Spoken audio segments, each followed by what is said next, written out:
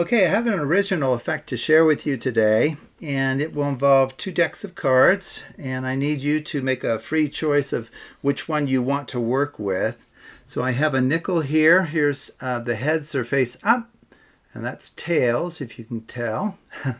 So why don't we say if it's heads, the top one's yours, with a 9 facing up, and the king will be mine. And if it's tails, I'll get the top deck, and you get the bottom one with the king there. Okay, so let's flip it. That's heads. Okay, so for heads, I think I said you get the top one and I get the bottom one. I think that's true to what we said. Okay, so now what I need you to do is go through and choose 4 memorable cards. So 4 cards you can readily remember. And I will do the same in my deck. And then we'll go from there. Now, of course, since I don't have a spectator here, we're going to have to all see what the spectator chooses, right? Okay, so let's see. What might the spectator choose? That would be maybe aces. Now, they wouldn't show me, right, as the performer. So they might see, they can go with 2s, a bunch of 2s in a row. So let's say they go with the aces, quietly, of course.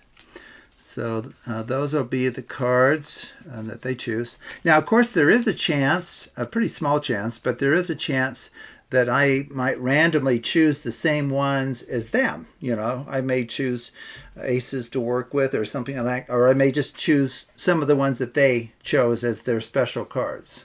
Okay, so this will be their set of 4. Okay, now I need to choose mine. Okay, so maybe I'll go off camera here for a second and just make that selection really fast. So maybe that one, and that one, and those 2. I think those will be just great. Okay, very good. So we'll leave our decks off to the side there within camera view. Okay, so I have my set of 4 and your set of 4. So what I need you to do is I need you to randomly stack these 2 sets of 4, right on left. Okay. Now throughout all of this, in fact, really from this point on, you could handle the cards all the way to the end of this. And I wouldn't have to actually touch the cards from here. That's actually a true statement.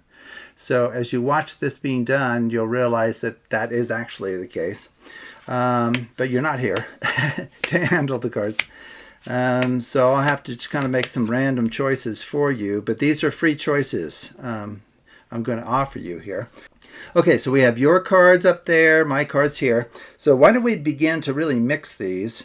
So what we'll do is we'll switch the outer 2 cards. That could be like one option. Or we could switch the inner 2 cards. Or we could switch the outer diagonal cards, like that, or we could switch the inner diagonal cards like that. Your choice. What would you like? You want to switch just the outer cards? Okay, so we'll go like that, okay? And then we're free to stack these from left to right or right to left. Okay, so if you were here, you could do that. Just stack from right to left or left to right. Okay, with random stacking here as well. So how would you like those stacked? Left on right. Okay, so what we're going to do is we're going to mix these cards to a degree that should convince you and anyone that the state of the cards is just beyond the knowledge of anyone. Okay, now if you had like a high-speed camera and you were recording every little movement and action, maybe you could track things. But the bottom line is you will be making choices that I could not possibly anticipate. Okay, and you'll see that. Okay, so for example, to begin to mix the cards, why don't we just do the standard left-right with random stacking decided by you, left on right. Okay, now a note to you as the performer, you can deal them out into 2 piles in this way with random stacking as many times as the spectator calls for. You truly can. 2 times or 2 trillion times, and it won't hurt anything. Okay, maybe they want left on right this time. That's fine. Okay, So that's just one of many ways that we can kind of scramble the cards. Another great way to mix cards is something called the Mange Shuffle, and it actually comes in two varieties. One's called an over-under, and the other one is an under-over. Which of those two would you like? An over-under? Okay, so let me show you how that's done. You move the top card into your other hand, and then next one goes over, under, over, under, over, under, over. Okay? And then the under, over is similar, but you just begin by going under, then over, under, over, and so forth. Okay? Now, another great way to mix the cards is doing something called an up jog. Have you seen this before? Where we jog forward, let's say the even position cards, those in positions 2, 4, 6, 8, with random stacking decided by you. You want right on left? Sure. Okay, very good.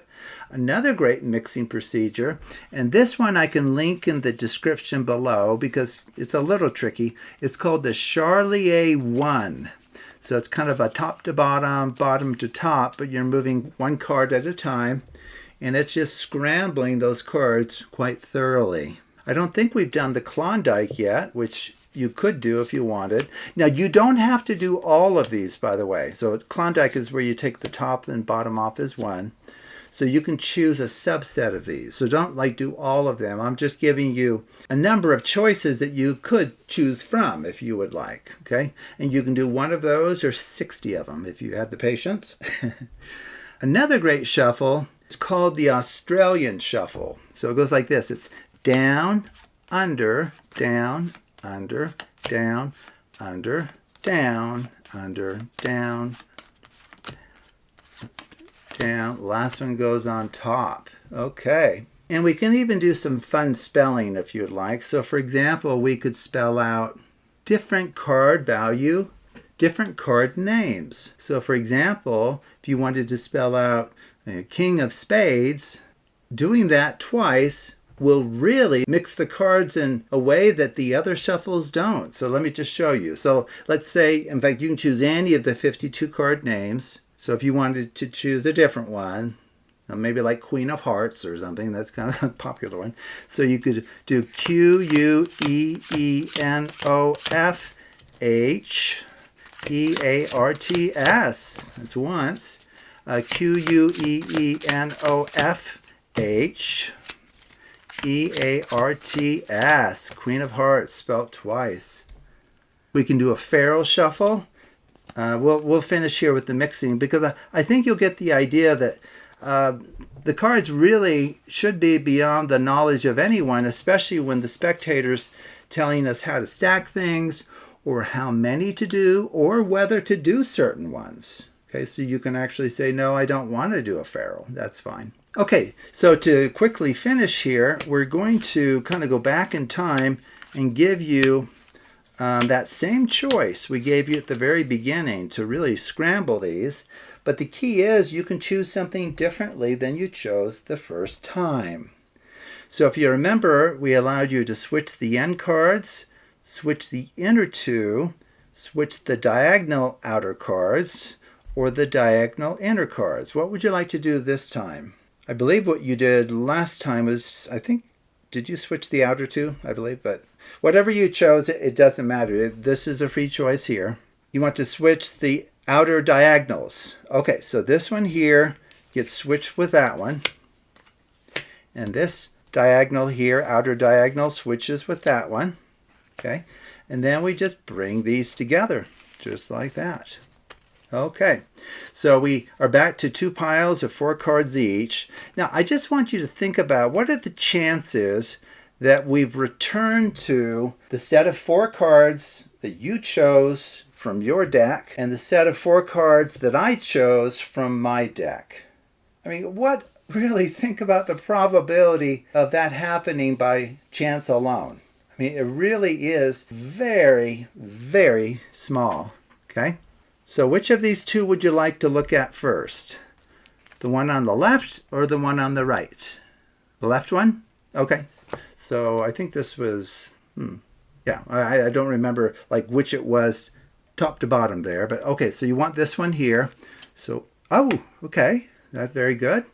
I did not choose that, by the way. I did not choose an ace as one of my special. Oh, apparently, I hope you did, because I didn't.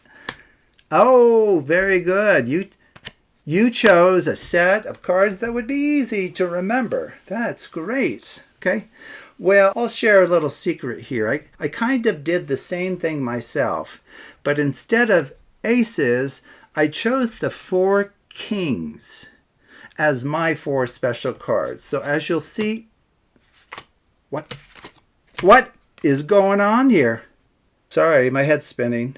What has happened here? Okay, let's just take a look at this. This is getting kind of ridiculous here. There must be here somewhere. Do you see any kings? I've never had this happen before. How in the world did these cards change to blanks? I've heard of disappearing ink before, but this is ridiculous. I don't see a single king in there. What is going on here? Well, what is going on here is it's using principles taught on the Absolute Math Magic channel. So I'll add a link in the description below to a playlist where you can learn about the fundamental structure behind this routine and almost hundreds of others. That once you know how to construct your packet in a certain way, you can mix it in hundreds of unique ways and not harm the packet, or in some sense, not lose track of where the cards are relative to each other. So you as the performer are still able to pull off unbelievable magic. So look at the playlist in the description below, because once you understand what are called Bessey sequences here of order 8, most of you will be able to fill in the other steps for pulling off this effect. So I appreciate you watching, and I encourage you to take a look at other videos on the Absolute Math Magic channel.